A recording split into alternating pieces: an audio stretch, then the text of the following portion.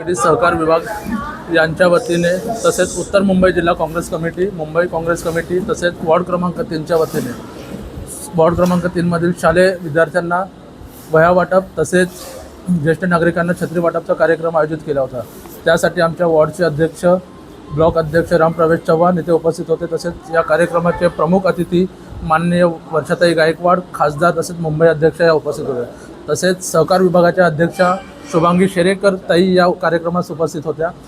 या कार्यक्रमास संपूर्ण रहिवाशांनी, पूर्ण वॉर्डमधील रहिवाशांनी भरगच्च असा प्रतिसाद दिल्याबद्दल सर्वप्रथम त्यांचं अभिनंदन, त्यांचं हार्दिक स्वागत आम्ही या ठिकाणी केलेलं आहे।